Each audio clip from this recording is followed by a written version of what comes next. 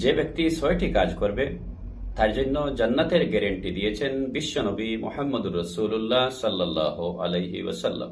রাসূল করিম সাল্লাল্লাহু আলাইহি সাল্লাম ৬টি কাজের বিনিময়ে জান্নাতের গ্যারান্টি দিয়েছেন। নবীজি বলেছেন, ৬টি অভ্যাস যে ব্যক্তি গড়ে তুলতে পারবে সে অবশ্যই জান্নাতি হয়ে মৃত্যুবরণ করবে। এই ৬টি কাজ হচ্ছে: ১. যখন কথা বলবে সত্য বলবে, যখন কোনো ওয়াদা করবে তা পূরণ করবে, যখন কোনো কিছু তার কাছে আমানত রাখা হবে এই আমানতের খেয়ানত করবে না, এবং নিজের লজ্জাস্থানের হেফাজত করবে, দৃষ্টি অবনত রাখবে, এবং শেষ কাজটি হচ্ছে নিজের হাতকে অন্যায় থেকে বিরত রাখবে।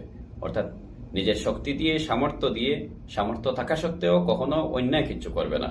যতই সামর্থ্য থাকুক, ভাবতে হবে এই সামর্থ্য দিয়েছেন আল্লাহ, এই সামর্থ্য বা এই শক্তিকে ভালো কাজে ব্যবহার করছেন কি না সেই জবাবদিহি আল্লাহ তাআলার কাছে হতে হবে। এরকম মনোভাব নিয়ে নিজের অঙ্গ প্রত্যঙ্গকে যে ব্যবহার করবে, পরিচালিত করবে, তার জন্যই আল্লাহ সৃষ্টি করেছেন জান্নাত।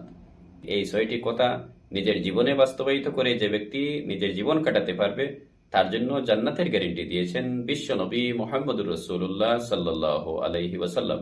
আসুন আমরা চেষ্টা করি এই কথাগুলো ধাপে ধাপে আমাদের জীবনে বাস্তবায়িত করার। আল্লাহ তাআলা আমাদের প্রত্যেককে এই কথাগুলো মেনে চলার তৌফিক দান করুন। আমিন।